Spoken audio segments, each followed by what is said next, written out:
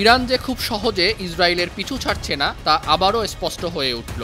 ইসরায়েলের চারদিক ঘিরে ফেলতে একটি মাস্টার প্ল্যান সাজিয়েছে তেহরান। এরই অংশ হিসাবে ইসরায়েলের বিরুদ্ধে লেবাননের হিজবুল্লাহ ও গাজার হামাসের পাশাপাশি মধ্যপ্রাচ্যে থাকা ইসরায়েল বিরোধী মিলিশিয়াদেরও কাজে লাগাচ্ছে ইরান। ইসরায়েলকে ধরাশায়ী করতে ইরানের এই পরিকল্পনা নিয়ে প্রতিবেদন প্রকাশ করেছে মার্কিন সংবাদ মাধ্যম নিউ ইয়র্ক টাইমস ও ইসরায়েলি সংবাদ মাধ্যম জেরুজালেম পোস্ট। প্রতিবেদনে বলা হচ্ছে, ইরাক, সিরিয়া, লেবানন ও জর্ডানকে ব্যবহার করে ইসরায়েলের দখলকৃত পশ্চিম তীরে অস্ত্র পাঠাচ্ছে ইরান।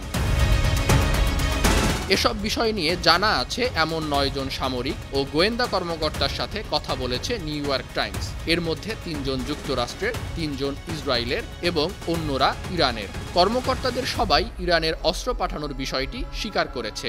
বিশেষ কিছু কারণে ওই কর্মকর্তাদের নাম প্রকাশ করেনি সংবাদ মাধ্যম দুটি।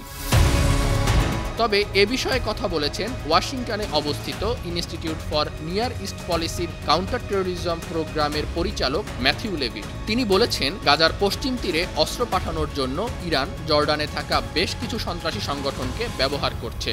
বিশেষ করে বেদুইনদের মাধ্যমে এই কাজটি খুব সহজে করছে ইরান। অন্যদিকে জেরুজালেম পোস্ট বলছে, ইরাক ও দেশটির সরকারে থাকা ব্যক্তিদের মধ্যে ইরানের শক্তিশালী রেভলিউশনারি গার্ডের একটি বিশেষ প্রভাব রয়েছে। ইরাক ব্যবহার করে তেহরান অস্ত্র ও সামরিক সরঞ্জাম প্রথমে লেবানন পাঠাচ্ছে, সেখান থেকে সিরিয়া লেবাননের সীমান্ত ও জর্ডান হয়ে গাজার পশ্চিম তীরে যাচ্ছে।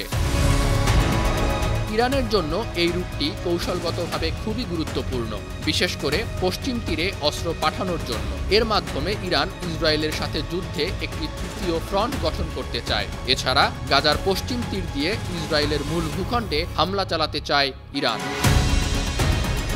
তবে মার্কিন যুক্তরাষ্ট্রের মদতপুষ্ট জর্ডান সরকার ও পশ্চিম তীরে ইসরায়েলি সেনাবাহিনীর অবস্থানের কারণে ইরান বেশ কিছু সমস্যায় পড়েছে। আর এই সমস্যা সমাধানে তেহরান বেশ জোরে সোরে কাজ করছে বলে জানায় জেরুজালেম পোস্ট।